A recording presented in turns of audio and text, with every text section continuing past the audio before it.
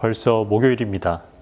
목요일이라는 것은 지난주에 나누었던 말씀을 잊어버리기에는 충분한 시간이라는 것이죠. 우리가 지난주일에 기본으로 돌아가자라는 제목으로 말씀을 나누었어요. 우리에게 기본이라는 것은 바로 하나님과의 관계예요. 하나님과의 관계를 중요시 여기는 이유가 있어요. 이 관계는 우리의 삶과 연결이 되어 있기 때문이에요. 신앙생활이라는 것, 믿음이라는 것은 곧 삶을 말하는 거예요. 신앙생활이 교회생활이다라는 것은 잘못된 표현이죠. 신앙생활이라는 것에 교회생활도 포함이 되어 있기는 하지만 교회생활이 곧 신앙생활이다라는 것은 우리가 잘못 알고 있는 거죠. 신앙생활이라는 것은 교회 안에서의 생활과 더불어서 교회 밖에서의 생활, 우리의 삶과도 연결이 되어 있는 겁니다. 우리 모두를 포함한 이 현대인들은 참 바쁘게 살아가고 있어요. 이렇게 바쁘게 살아갈 때 우리 주변에서 들리는 소리가 어마어마하게 많이 있죠. 누구는 이렇게 한다더라, 저렇게 한다더라, 이러한 소리가 많이 있는데 그때마다 그 소리를 다 따라갈 수가 없다는 거죠. 특히나 기준이 없는 사람들은 그 소리에 흔들리고 그 소리를 따라가다가 낭패를 보는 경우가 허다합니다.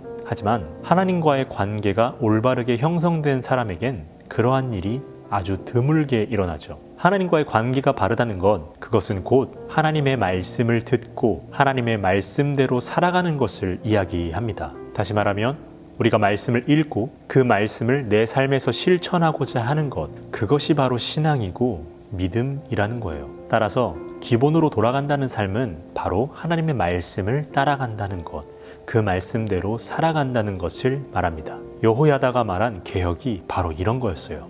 여호야다는 분명 개혁을 실천합니다.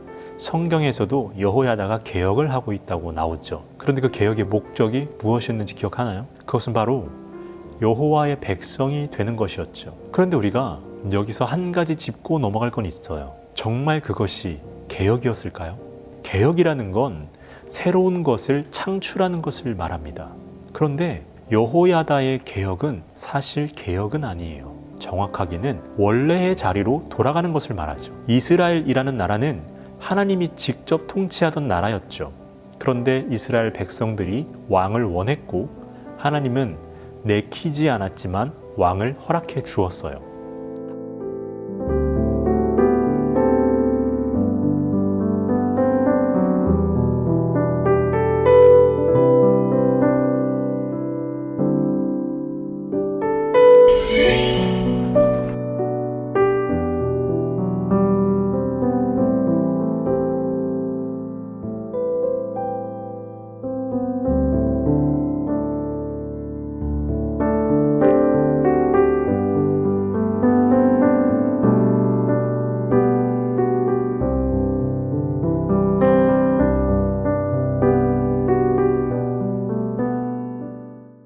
여호야다는 이것을 끊어버린 거예요. 이것을 끊고 모든 백성을, 이 나라를 다시 한번 하나님의 말씀을 들으며 따라갈 수 있도록 인도한 거예요. 그것을 개혁이라고 했죠. 하지만 이것은 곧 원래의 자리로, 가장 기본이 되었던 그 자리로 돌아간 것을 말합니다.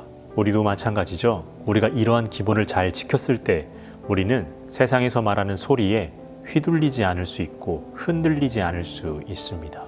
기독교인들이 좋아하는 시편 중에 여호와는 나의 목자시니 내게 부족함이 없으리로다.